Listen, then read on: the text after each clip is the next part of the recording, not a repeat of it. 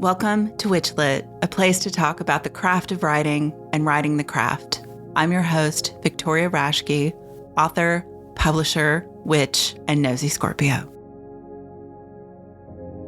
As always, some housekeeping and announcements before we get started. Most importantly, to me at least, is to remind you that my love letter to the enchantment of the year, A Witch's Book of Days, is available to pre-order wherever you buy books. It's out September 8th. Pre-orders are vital to a book's success, so if you think you might want your own copy, I would be ever so grateful if you hit up your favorite bookseller now. Here's an early review to give you a taste of what A Witch's Book of Days is. A charming book filled with intriguing bits of lore from all over the world, well-researched, fascinating, and an excellent addition to any witch's daily practice. It's from Emphas J. Book, author of Queer Rights, a magical grimoire to honor your milestones with pride. WitchLit is brought to you by Thousand Volt Press, an independent, family-owned, digital and print-on-demand publisher of books we want to see in the world. If you'd like to support WitchLit and Thousand Volt Press, the best way to do that is buy our books. Out soon, The Keeper in the Top Hat, a new contemporary fantasy in the continuing novella series by Kathy Lynn. Other titles include Changing Paths by Yvonne Aborough, Conjuring the Commonplace by Lane Fuller and Corey Thomas Hutchison, and my most recent novel, Verona Green, A Story of Art and Magic. Head over to thousandvoltpress.com/store or order them wherever you buy books. All those links can be found in the show notes. Listening, subscribing, and leaving a rating or review also supports the podcast, and we really appreciate it, so thank you. Next month, I'll be joined by Joanna Farrar, diviner and violinist. We'll be returning to form to a more straightforward interview about her book, The Diviner's Path. Now that I've turned in my manuscript to Llewellyn, I've got more brain space and prep time. So moving forward, I'll be offering guests the choice of a more straightforward interview or choosing a WitchLit classic. So there'll be a mix of episodes. I'll always let you know the month before either way if you want to read the book before our discussion. The Diviner's Path is available directly from Llewellyn or from bookshop.org or possibly from your local library. I don't yet see an audiobook that's available for this one yet, but Llewellyn has been doing more of those, so it might become available later. Per the usual, I'm going to offer you some background on the book and author we'll be chatting about this episode before I introduce this month's guest. A little bit about Angela Carter from her official website. Angela Carter was born in Sussex in 1940 and read English at Bristol University. From 1976 to 1978, she was Arts Council of Great Britain Fellow in Creative Writing at Sheffield University, and from 1980 to 1981, visiting professor in the writing program at Brown University, Providence, Rhode Island. She then traveled and taught widely in the USA and Australia. She was awarded the John Llewellyn Rees Memorial Prize for the Magic Toy Shop, the Somerset Maugham Award for several perceptions, the Cheltenham Festival of Literature Award for The Bloody Chamber, that's the book we're going to be talking about today, and the James Tate Black Memorial Prize for Nights at the Circus. Married with one son, Angela Carter died of lung cancer in February 1992. That's pretty dry. So here's an excerpt to go with that from The Economist regarding the 2016 publication of The Invention of Angela Carter, a biography by Edmund Gordon. Readers and critics have tended to pigeonhole Angela Carter or reshape her in their own image. Undergraduates often reduce the British novelist, whose stories are known for their magical realism and striking female characters, to a mouthpiece of feminism. Tributes when she died in 1992 at just 51 cast her as a fairy queen, a benevolent white witch, and a fairy godmother. The novelist loathed being appropriated or misinterpreted. When an editor, believing Carter to be an Earth Mother, asked her to write about the summer solstice at Stonehenge, she said, "You just haven't gotten me, have you, dear?" The true Carter emerges from the pages of Edmund Gordon's expansive new biography thanks to a huge body of journals and letters. Her mother was infantilizing, prudish, and smothering. Her father was a loquacious and much-loved journalist who treated Angela to expensive gifts, dresses, and a succession of cats. Putty in his daughter's hands, her father, Carter complained in 1983, did not prepare her well for patriarchy. At 17, Angela rebelled by taking up smoking, wearing tight skirts, and swearing openly and elaborately. A colleague at the Croydon Advertiser said that he had never heard a woman use the F word in his life, but Angie did it all the time. This early life, particularly the claustrophobic relationship with her mother, left an imprint upon her writing.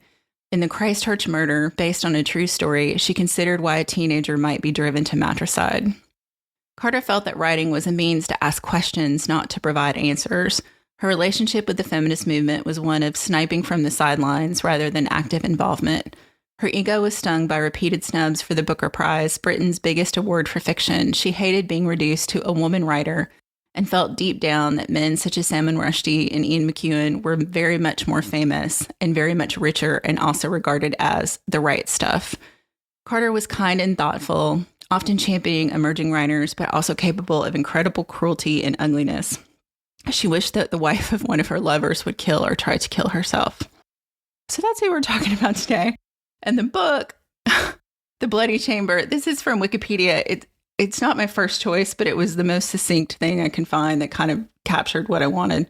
The Bloody Chamber, or The Bloody Chamber and Other Stories, as is published usually in the U.S., is a collection of short stories first published in the United Kingdom in 1979 and won the Cheltenham Festival Literary Prize. The stories are all based on fairy tales or folk tales. However, Carter stated, "My intention was not to do versions, or as the American edition of the book horribly says, adult fairy tales, but to extract the latent content from the traditional stories." Her collection contains 10 stories: The Bloody Chamber, The Courtship of Mr. Lion, The Tiger's Bride, Puss in Boots, The Earl King, The Snow Child, The Lady of the House of Love, The Werewolf, The Company of Wolves, and Wolf Alice. The tales vary in length, with the novelette, The Bloody Chamber, being more than twice the length of any of the other stories and more than 30 times the length of the shortest, the vignette, The Snow Child. And to talk about this collection of not adult fairy tales with me is folklore researcher and author Tracey Norman. Tracey has written fiction for as long as she can remember, covering a wide variety of genres and subjects. She is currently enjoying success with her first stage play, Witch, a historical drama based on original English witch trial transcripts, which premiered in 2016. It has been used as theater and education for years 8 and 9 and for Exeter University undergrads, and has been included as a formal seminar in 2 Bristol University undergrad degree courses, Witchcraft and History Outside the Box. Its 75th performance was also its London premiere. She has published short stories, including Dark Words in Fairy Tales and Folklore Reimagined, and Guardians, which appears in the 2020 anthology Tales of Deepest, Darkest Devon, and children's fiction Sammy's Saturday Job, a story about a dragon. She and her husband Mark co-wrote Dark Folklore and Devon's Forgotten Witches, and her first full-length fantasy novel, Who is Anna Stenberg, was published in 2023. Currently, Tracey is working on the sequel to Who is Anna Stenberg, and a new nonfiction title which extends the research she undertook when writing Witch. Tracey is also the researcher for the Folklore podcast, created and run by her husband Mark, and the project manager for the Folklore Library and Archive, the Crediton-based registered charity founded by Mark, which collects and preserves intangible, at-risk, and hidden heritage.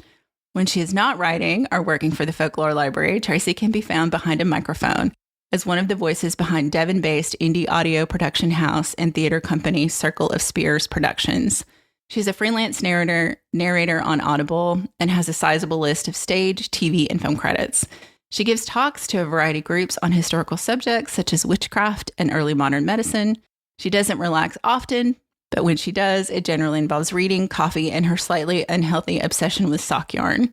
She and her family live near the edge of a forest in mid-Devon with 3 weird chickens and a feline trip hazard. Tracey Norman, welcome to WitchLit.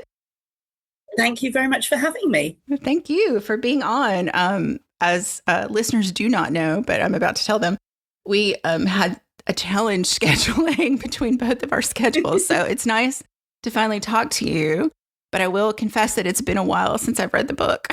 So hopefully I will remember things about it as we talk. But the first thing I wanted to ask you is why this book? Why Angela Carter's The Bloody Chamber? It was actually recommended to me by a friend of mine, and she knows my interest in history, my interest in folklore. And so she thought, because I said, I've got to find a book. I've got to find a book by an author who's not alive. Any thoughts? And she said, hey, what about this one? And I didn't know any Angela Carter before this.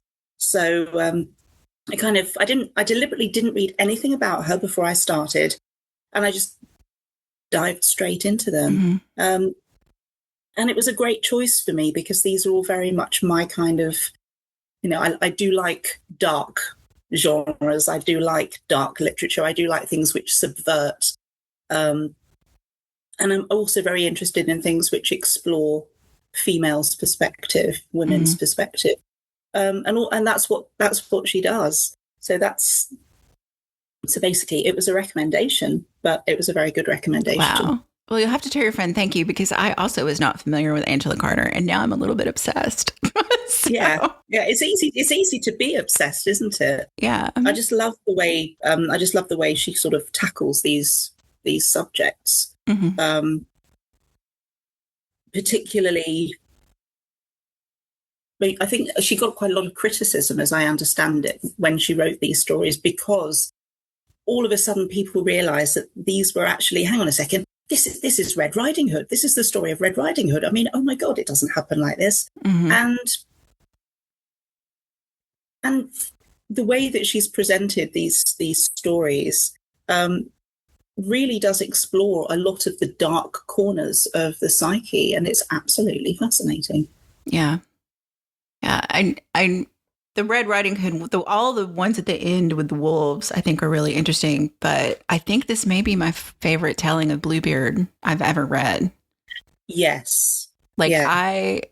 I got into it thinking, okay, I bet this is Bluebeard, just because I knew what the book was. But it is different. It is a very different telling. And I'm about to spoil almost 50-year-old book. But like, the rescue at the end comes from her mother, not from, she's not rescued by another man. She kind of rescues herself a little bit, but her mother really is the hero in the story, which, especially knowing from her biography that she and her mother had this very tense relationship. That's an interesting one, isn't it? And it's also kind of interesting that her stories do feature mothers, because so frequently the mother is a stepmother, or the mother is wanting in some way or lacking something in their dealings with their child. So it's quite nice to see a mother-daughter relationship in a story like this, where it is, they have this connection. Her mother knew because she was crying about something that should have made her happy, and that was enough to trigger her mother's instinct. And she wrote, I mean, the mother needs a story of her own, I think. Yes. I thought so too. About the mother killing the tiger and doing this, she sounds like a real badass, and I want her to have her own story. Yeah. Yeah, no, I think that really just reading, if I had just read The Bloody Chamber, I would be an Angela Carter fan, without even having read the rest of the book.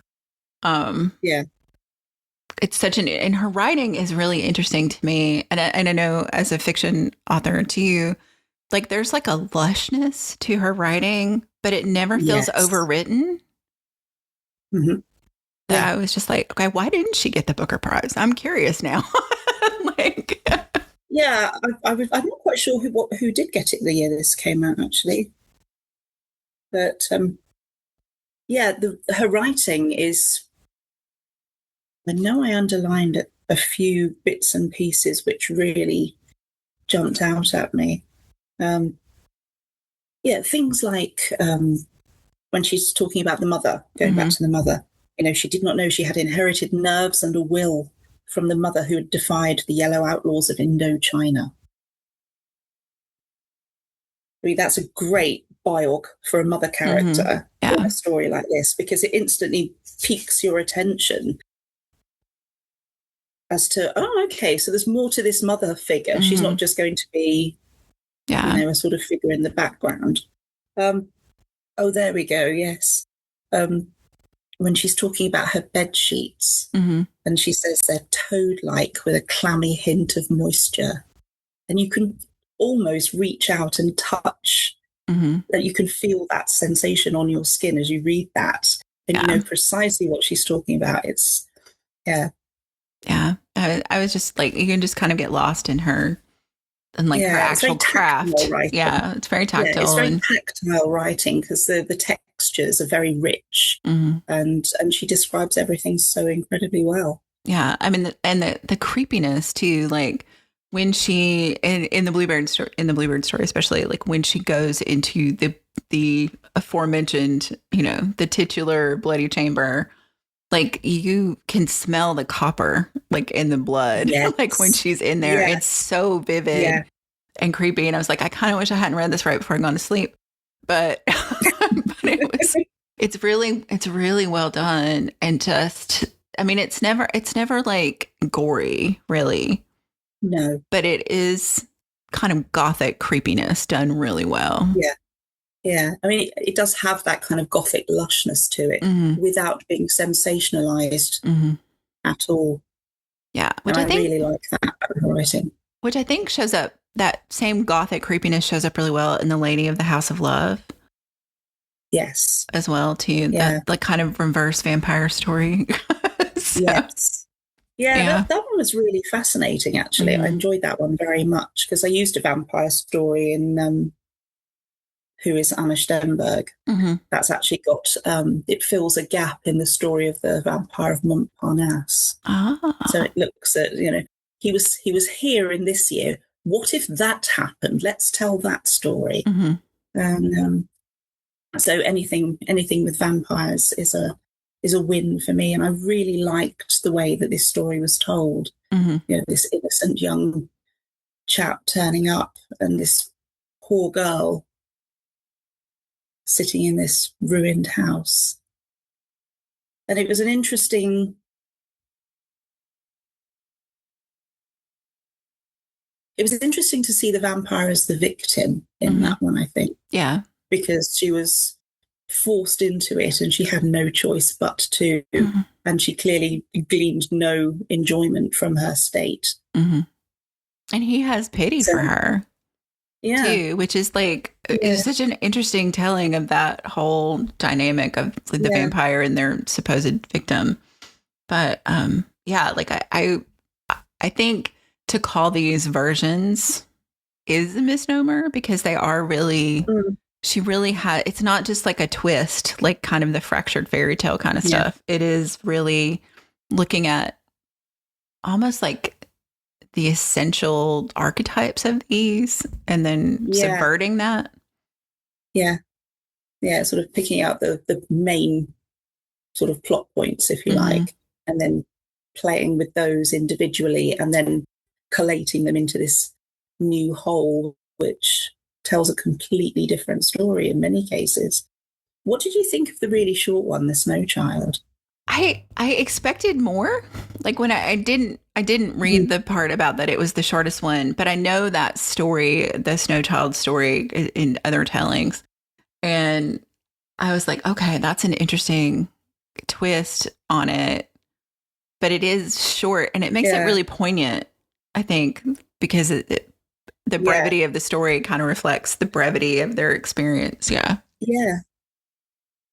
And it's sort of like melting away as you read it.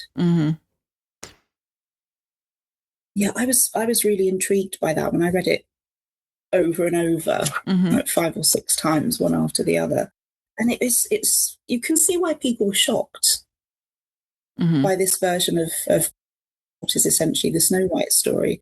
And it's interesting that here it's the male gaze, isn't it? The guy is the one who's bringing this creature into life. I want her to have this. I want her to have that. And obviously you've got the Countess who, now do you see the Countess, is she the bad stepmother or is she the maligned wife in this one? I think she's the maligned wife, really. I would say maligned wife. Yeah. I mean, it really does come across more as not even jealousy, just disappointment. Yeah. So. And it sort of came across very strongly that neither the girl nor the Countess have any choice. Yeah. They're just part of this part of this experience. Yeah. Yeah.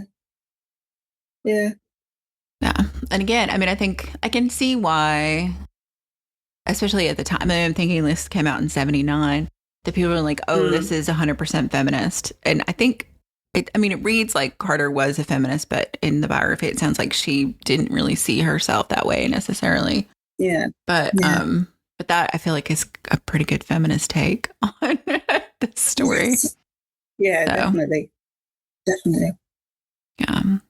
So I'm curious, like, especially you writing about folklore, and I know that sometimes overlaps with fairy tales and sometimes doesn't, depending on how that works.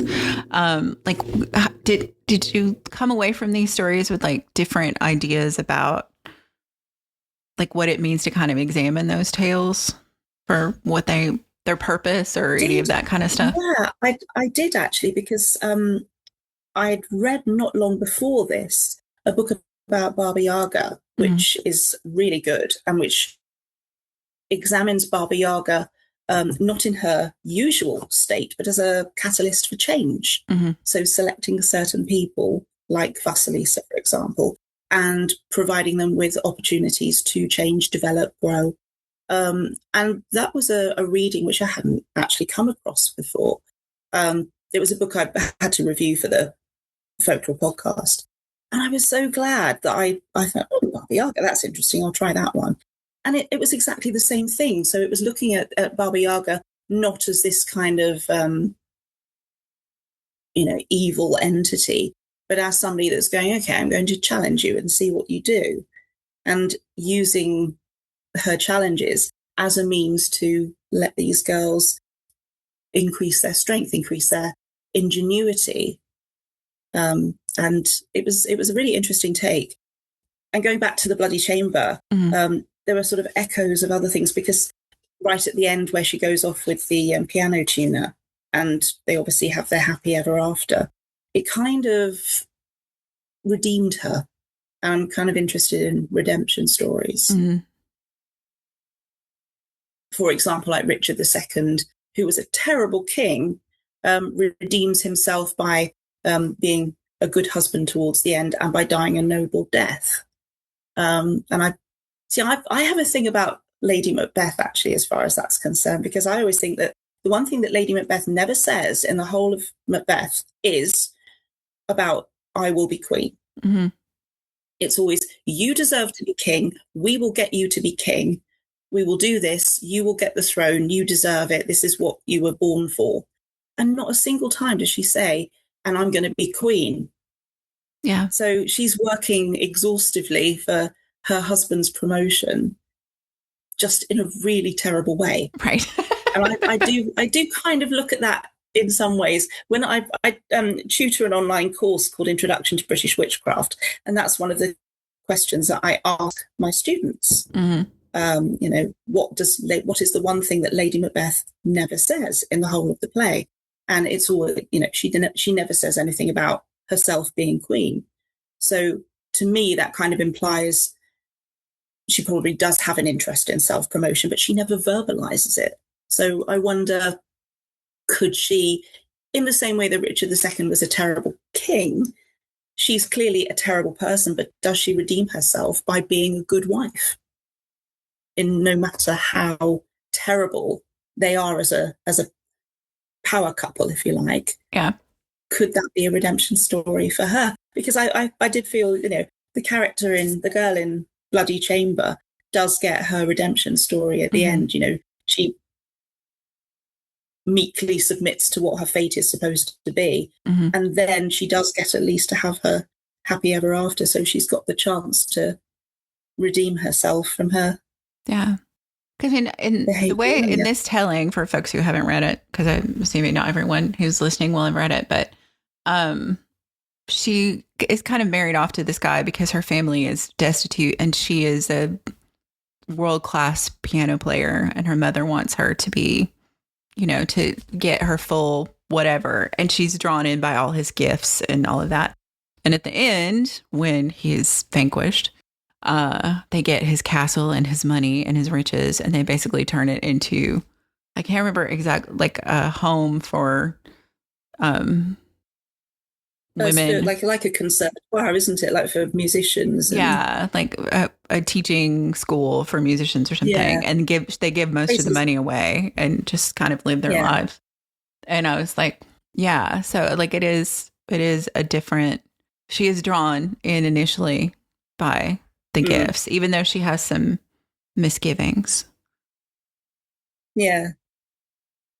And the descriptions of the Count I just think it's a really interesting description for a man to liken him to flowers. Mm-hmm. Yeah. And that really intrigued me, because she occasionally mentions lilies, and obviously lilies have the connotation with death, and they have this sort of overpowering aroma, and he obviously has his own individual aroma as well. Mm-hmm. And there was just a sort of kind of sickly lushness to the descriptions of the Count as a plant. Yeah. And there was almost like this undertone of rot and decay. And she describes him as an artist at some point. Like his dead wives in the chamber are displayed like his art. Yeah. Which is just like creepy. But I mean, there is also like some weird sexual tension between them at some point, and like I think it's just such an interesting take, because he's not wholly displayed as evil, but there's, like you said, there's this hints about the lilies and like the books in his library, which clearly seem to be like BDSM material that she's kind of wigged out about when she finds. And so like I think it's just such an interesting talent. It's such an interesting telling. Yeah, it's absolutely fascinating. So if you folks listening, if you don't want to read the whole book, just read The Bloody Chamber. Just read that. Yeah, read it. You will not be disappointed. It is so good. And it's really good. So good. And it is the longest part. I mean, it is by far the longest part of the book.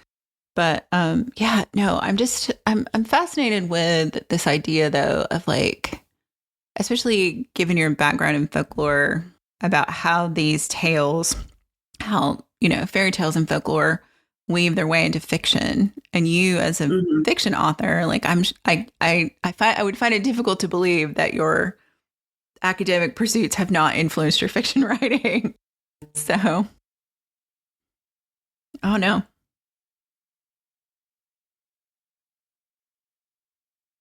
No, my if I can, there will always be something history based within my writing. That's why the play was based on a witch trial. That is why the Vampire of Montparnasse appears in Who is Anna Stenberg. So if I can get some real history into a book, I will do it. Because I like playing with. I mean, the play had its own agenda.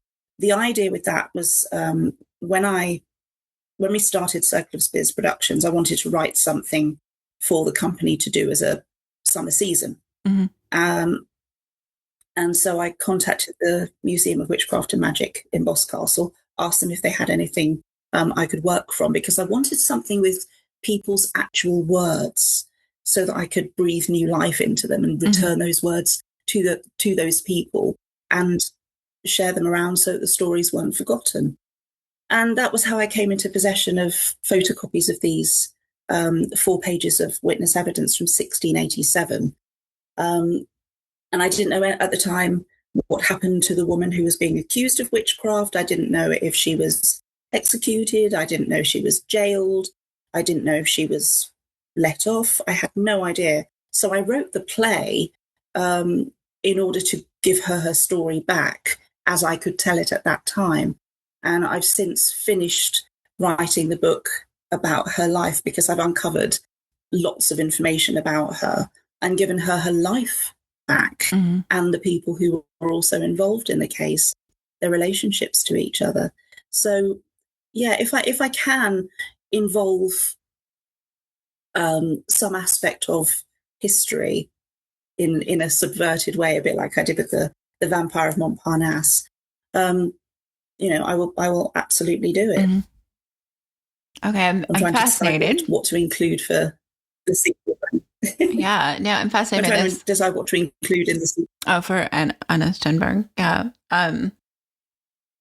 So I don't know. I love this idea, like what you said about giving them their life back, because I do feel like, especially now, like I'm thinking like there's a lot of, there's the podcast, the Witches of Scotland, where they talk about these people. Yes. Which I'm sure you listened. It was just fantastic. And if people haven't listened to it, go. It was supposed to be 6 episodes, and they're like on 150 or something. But yeah. And also check out the tartan they've designed as well. They've designed a tartan. Right. Yeah. And all the colours and the like the weave counts and everything all have relevance to the witches and the numbers of people who were killed and so on. The design is incredibly clever. There's I can probably link you to it. So and I can include that in the show notes for people too. Yeah, it's fascinating to read. Yeah, but I think there are a lot of. I always feel like we're in this like kind of golden age of just writing and research about the witch trials in a way that doesn't completely sensationalize them and Disneyfy them. I mean, I've been to Salem a couple times, and it's a weird experience to be in a place where people who weren't witches were murdered for being witches. And then you have like, a witchy shop selling stuff from Temu. Like it's an odd experience, but I think there's so much good stuff coming out that really humanizes this and also explains that these people weren't witches by and large. I mean, there's complicated cases like Isabel Gowdy and Agnes Waterhouse, and there's complicated ones, but for the most part, they were not witches. So no. And the thing with the confessions is that you have to consider who was doing the questioning and what their agenda was, what their biases were. And if you've got somebody preventing you from sleeping or possibly hitting you around the head a bit and, chopping off all your hair to search you for, skin tags or moles or whatever.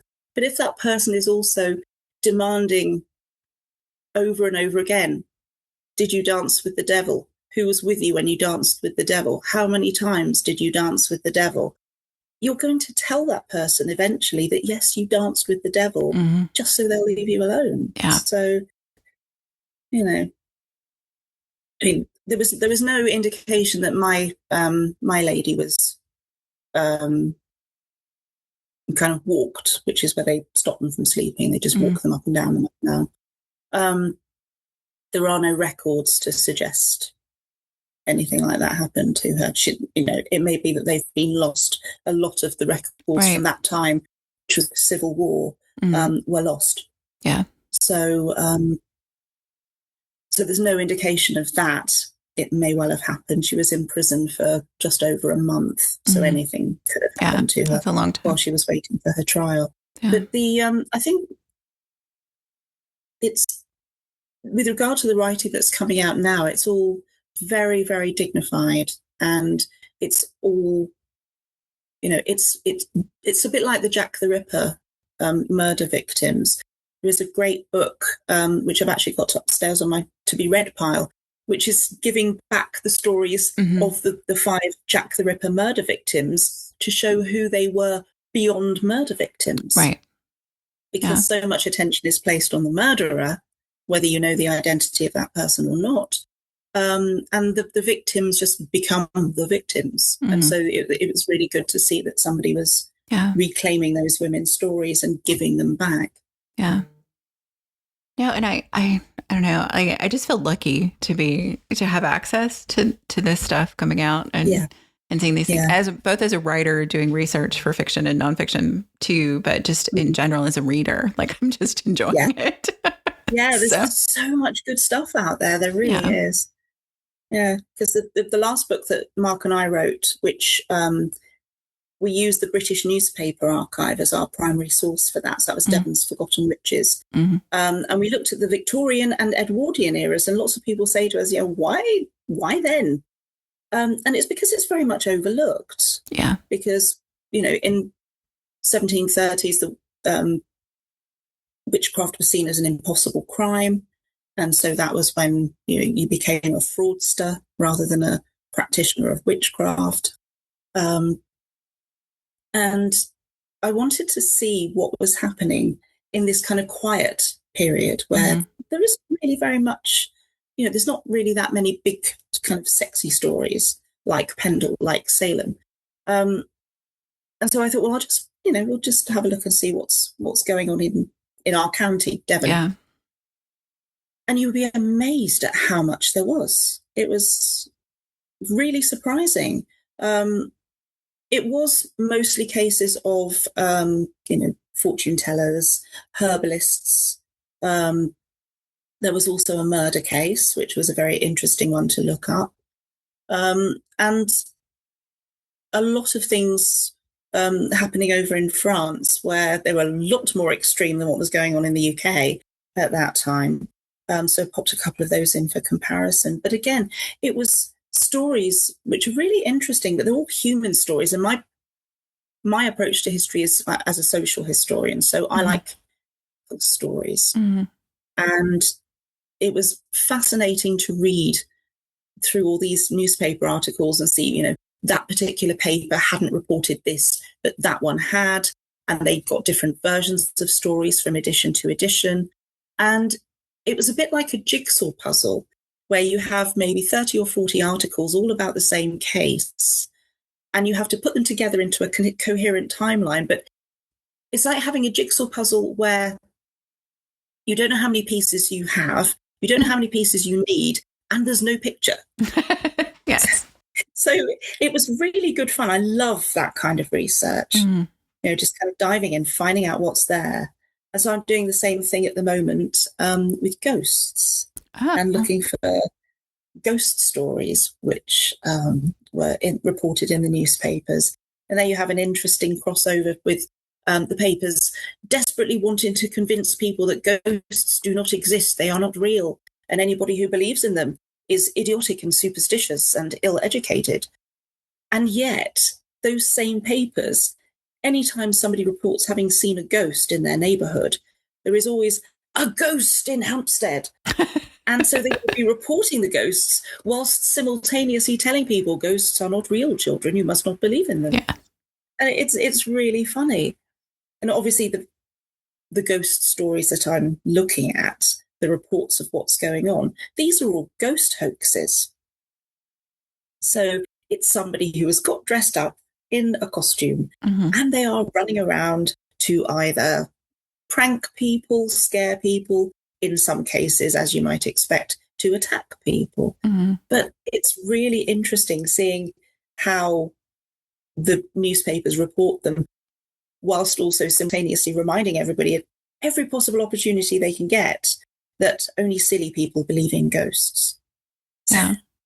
So that's a fun one to be. Yeah, I bet. I'm still doing research. Well, and I think about, I mentioned it in your biography that your husband Mark is also, this is also his world of folklore and podcasting and authorship and all that.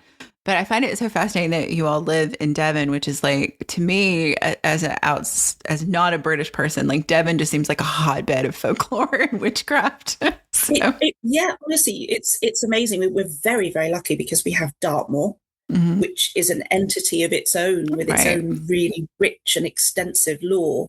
And then we actually have, in the north of the county, we have the Bideford witches, who were the final three women, along with possibly a fourth called Alice Molland, who was tried at a separate time, to be executed for witchcraft in England. And they were executed about an hour's drive from me in Exeter. Yeah. Which is where they ended up. Yeah, when I was there, Mark told us about them and we were able to go and do some looking while we were in Exeter.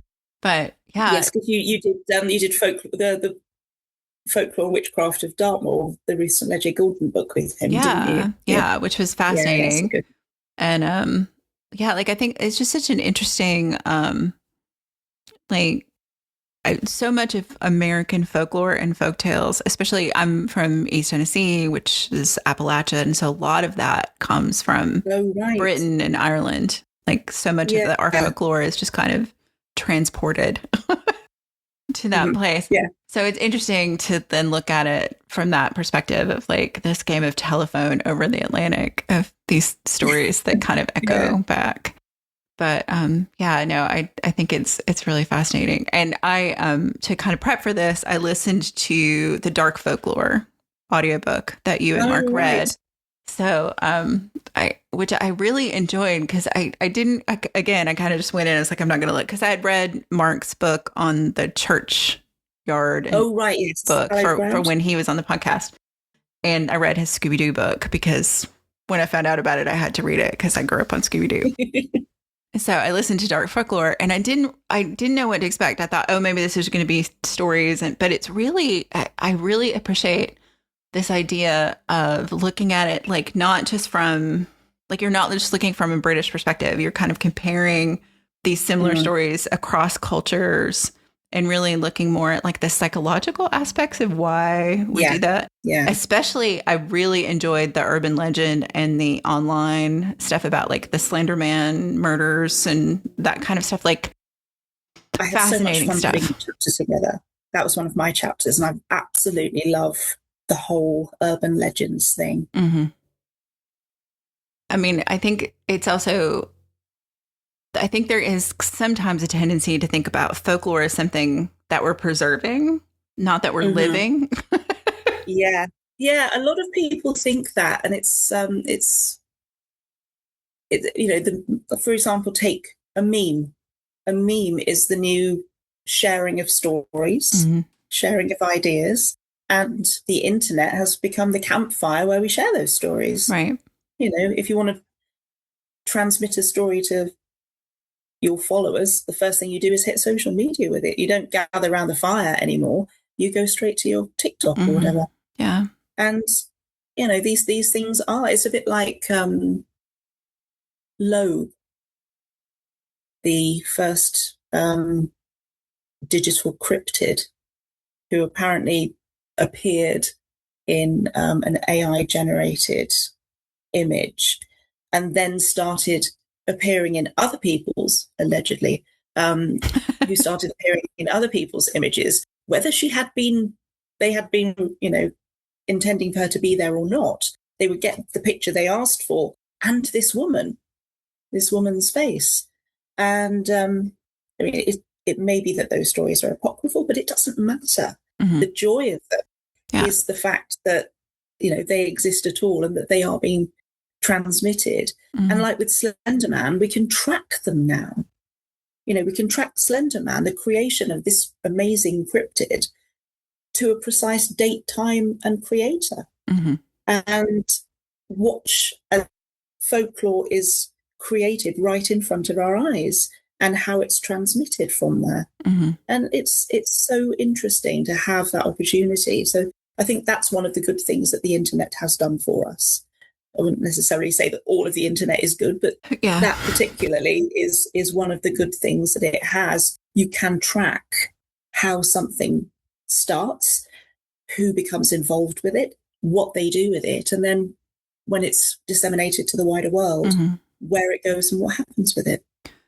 Yeah, and I think, you know, not to completely tie this back to Angela Carter in a roundabout way, but in an actual way, like it's interesting to me, like, because especially the telling of Bluebeard, the Bloody Chamber, like it's set, it felt kind of 1920s ish, like I would say early 20th century. Their telephones, you know, their things. So she's modernized it from its kind of pirate or like, you know, sailing ship day kind of approach to it.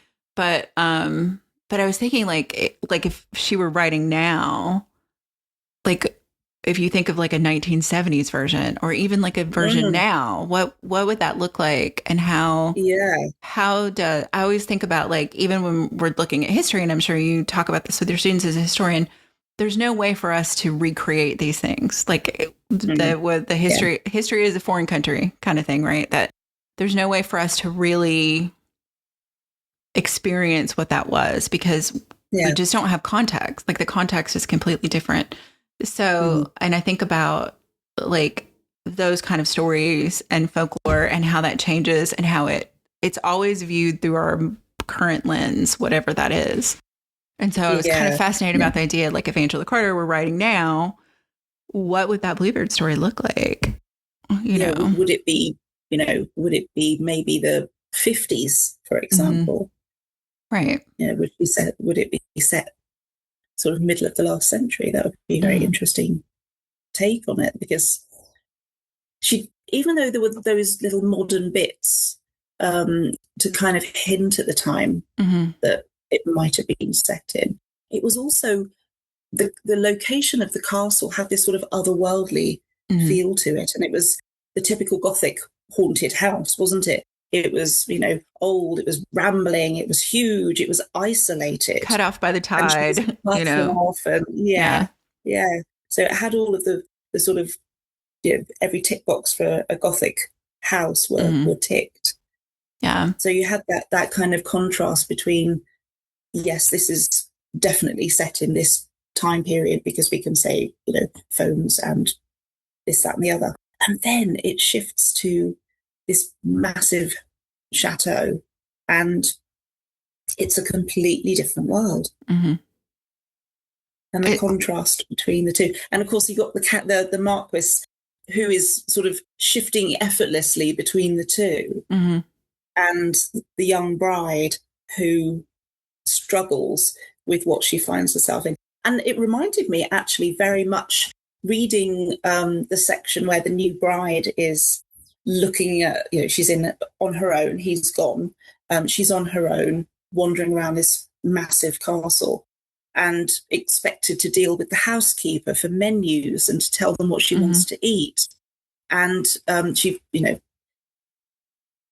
casts aside the posh clothes he's bought her and puts on her old skirt and cardigan. That reminded me so much of Daphne du Maurier, Rebecca, and Mrs. de Winter, when she first arrives at Manderley, and she's got Mrs. Danvers to contend with, and she's now mistress of this house, and she has no clue what she's doing.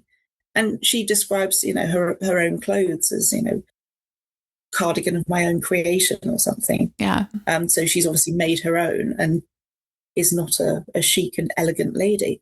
But that's how she's comfortable. And that was how the bride was comfortable. She wanted the comfort of her own things. And calling her mother. Yeah. Interesting. I'm also thinking about that, the connections between, I would not be surprised if Angela Carter had read Rebecca. That seems completely understanding if she had. And to be influenced by that. And then I think about this kind of resurgence of Gothic writing.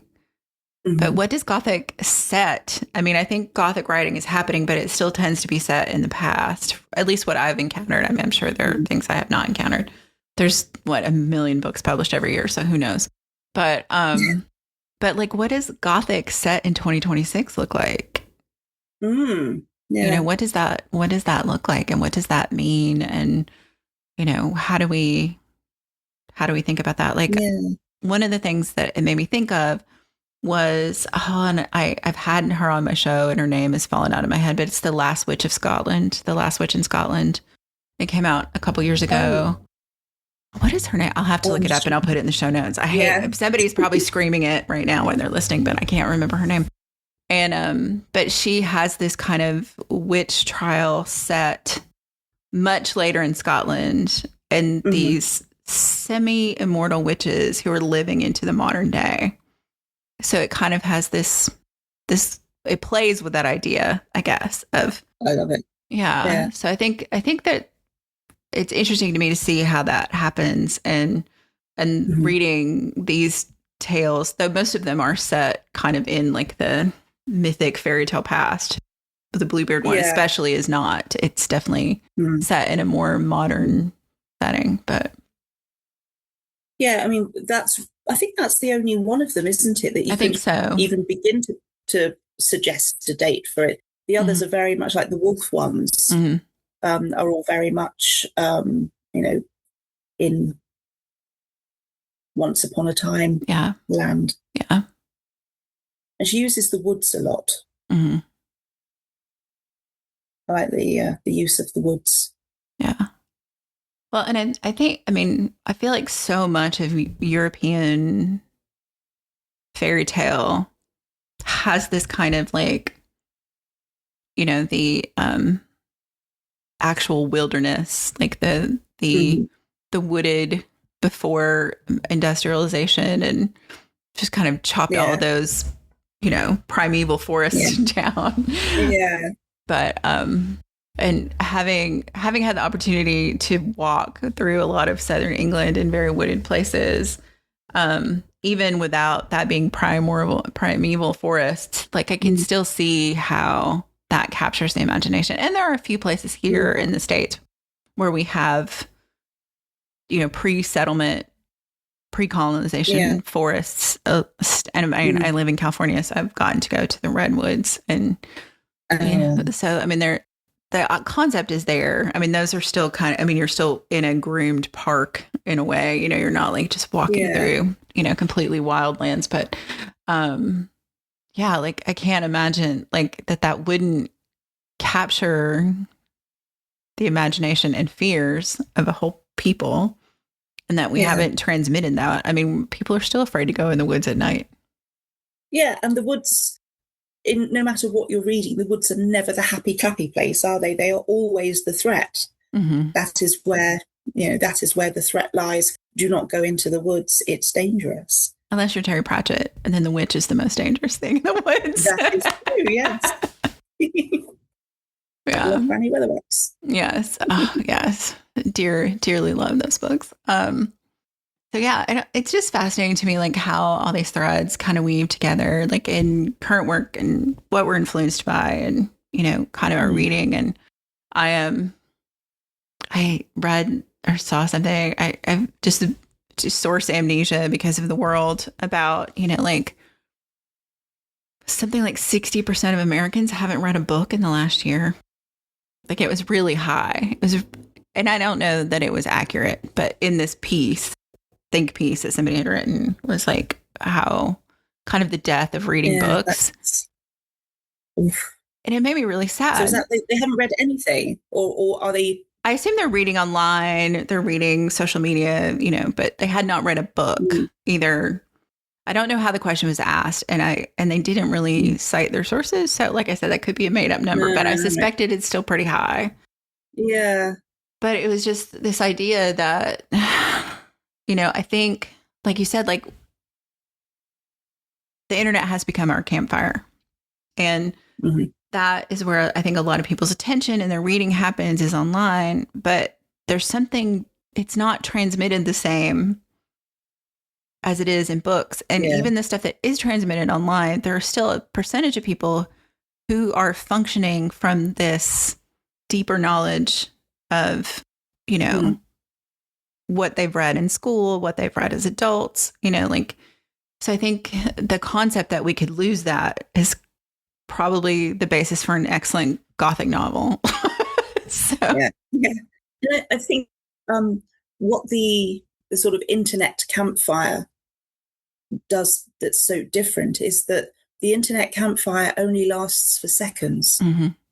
You don't really have time to internalize anything in the same way, because you're on to the next reel or the next post, and you're it's almost like you have to consume as much as possible, and there is no time to think about it, because something finishes before before it's almost started, and that you're constantly being fed this never-ending diet of sound bites, seconds long sound bites, and there's no time, even if you want to sort of pause and think about something, the next thing is already being shown to you. So we don't have time to make those connections.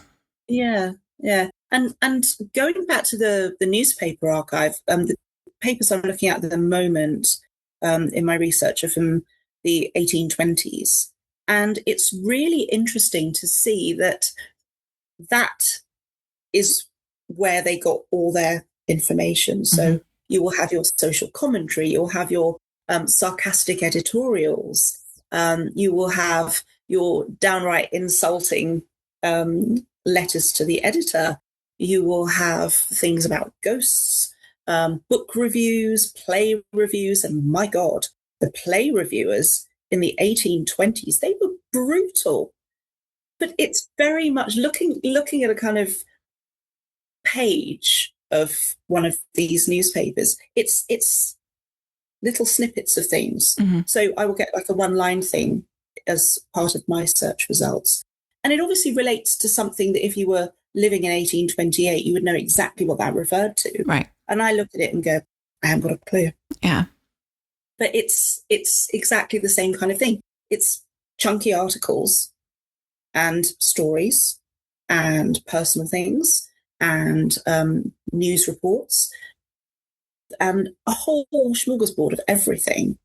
And it's all being kind of diluted down. And that's what we see on the internet today, just in tiny, tiny little fragments. And that frustrates me. I hate fragments. I want, if there is something good, I would like to see the whole of it. Thank you very much. Right. Yeah. Not just the first 20 seconds. Mm-hmm. Yeah. So, and I want the context. Like I want to see like what, how did they get there? Why that thought, like what's going on? And I think that's always been my frustration with the shift to video on the internet is that it is a short form. And like you said, sometimes it's just seconds and you really don't have, not only do you not get the whole story, but you have no context for what this is. Yeah. Like it's completely an entity by itself in a sea of entities.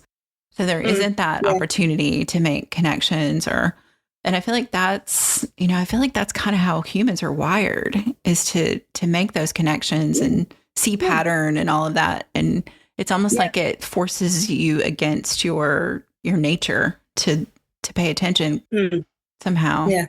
Like, I don't know. Definitely prefer the written word to video, I have to admit. Oh God, yeah.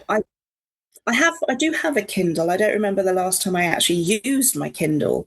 What I do have is an ever-growing pile of books next to the bed, which will probably at some point turn into a landslide and kill me. But that's my to-be-read pile. And I wouldn't be without it. I wouldn't want to have the feel of a book in my hand. I wouldn't want to stick all my little pink Post-it notes. I like my pink Post-it notes with my notes on them. I wouldn't want to be without that. Yeah. I do read a lot of ebooks, mostly just because of space limitations. And it's easier to borrow from the library here digitally than to go in. That's true. But I do also like the feel of a book. And especially if it's something I'm reading for research, although I do wind up doing a lot of research online. I've scanned things from archives and stuff. But I do like to have it in my hand and be able to muck it up with my notes and Post-its and all of that kind of stuff too. Like there's nothing as tactile as that. Yes. Yeah, I think that's the best part. And also, I think for me personally, I don't get on with things like digital calendars. So I don't use a digital calendar. I still have a paper diary in my bag, and I can just flip through quite happily to whatever page I need and see instantly where I am. I don't need to faff about. And I'm very much the same with books. I do have, I have read quite a lot of ebooks, but I always choose a physical book over an ebook. Yeah. And I have noticed, weirdly, like especially when I'm on like a deadline or when I'm just stressed out in general, I find audiobooks very comforting. Yeah. And I've thought about this a lot because I'm like, what is it about? I also really get upset with people who say listening to an audiobook isn't the same thing as reading the book.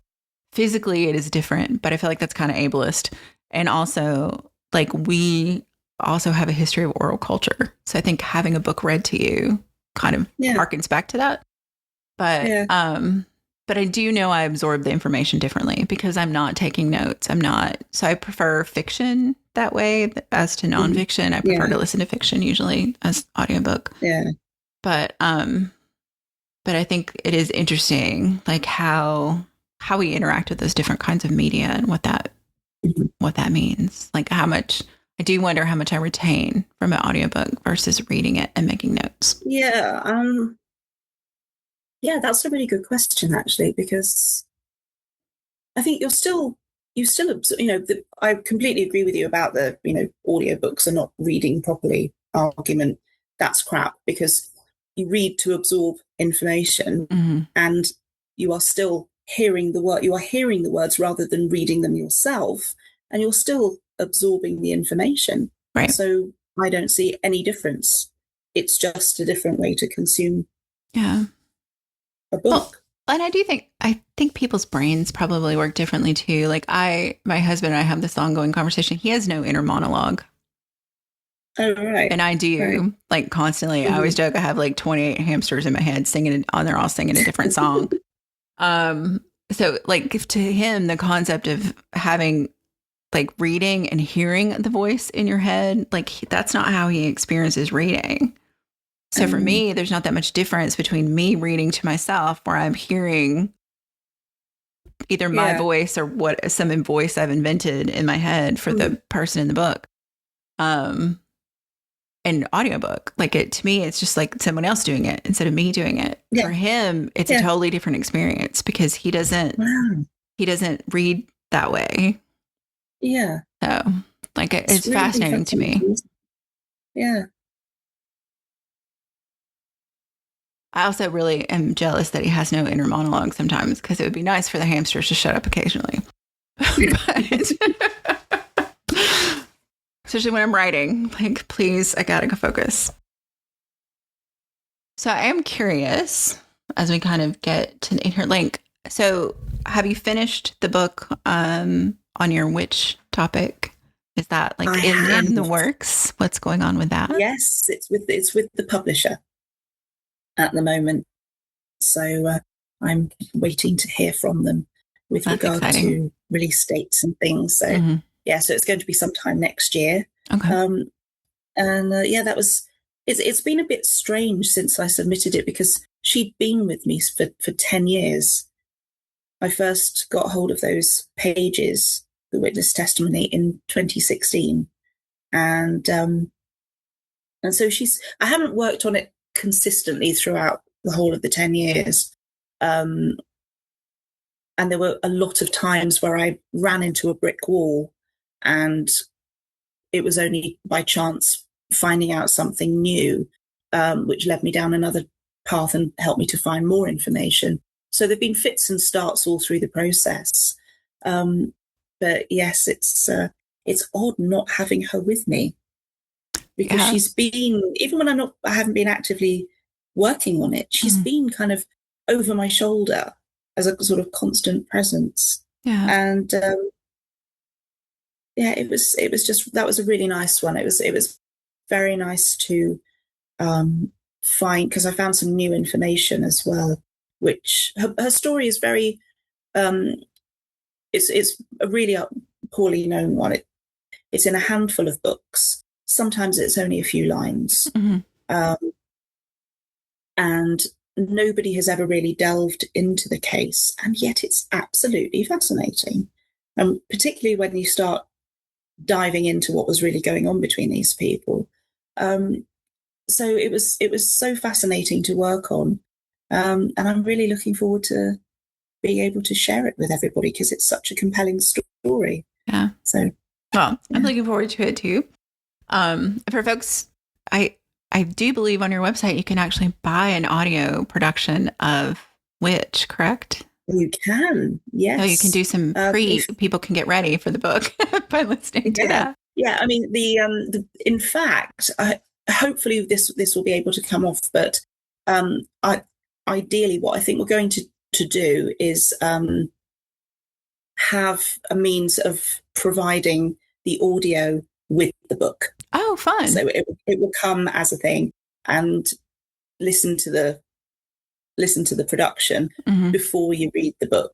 Oh, that's awesome. And so fingers crossed that's what we're going to be doing. So yeah. I mean, I feel like we are underutilizing the technology to have things like that happen right now. There's a Laura Esquivel novel, the woman who wrote Like Water for Chocolate, that she did after Like Water for Chocolate, that is part graphic novel, part novel, and came with a CD of music to listen to during the graphic novel parts. Yeah. And I think about that a lot. Like, I feel like we've lost this ability to like make some really interesting cross media stuff happen. So I love that idea of having the audio for the play, and that's really cool. Can you imagine reading this book with a soundscape? I mean, amazing. Yeah, That would be such an interesting experience. Ooh. So yeah, things to think about. Think about things now. Yeah, exactly. I mean, there's just really interesting things happening in the world, and I would like to see more of them. But and you are you currently working on, or that is also in publication pipeline, the sequel? Yeah, so I've got the sequel on the go to Anna Stenberg. I've got the Ghosts book. Mark and I have also just become series editors for Exeter University Press. Oh, wow. So there is a series called Folklore in the Media.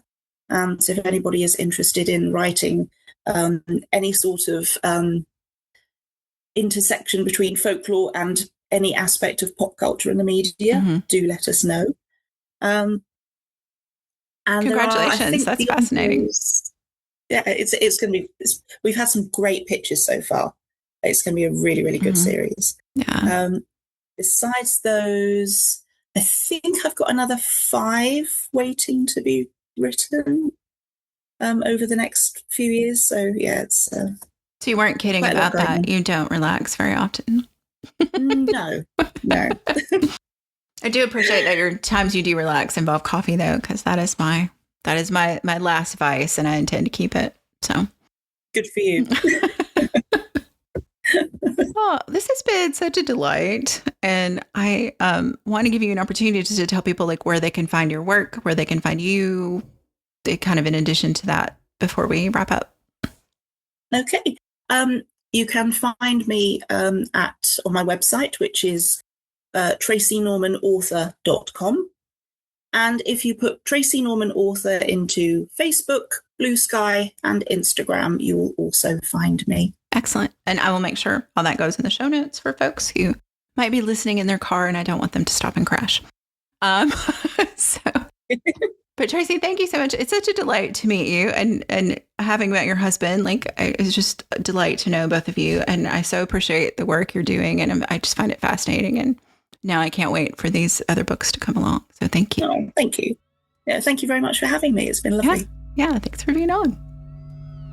WitchLit is a production of 1000 Volt Press and is edited by Julian Rashke. Our intro music is Cosmic Glow by Andrew Kay, and our outro music is Voices by Alexander Shanekar. Transcripts and all our previous episodes are available at witchlitpod.com, and you can follow us on Instagram or Threads at witchlitpod. Please help other witches find us by leaving a rating or review wherever you listen to podcasts. And thank you for listening to and reading WitchLit.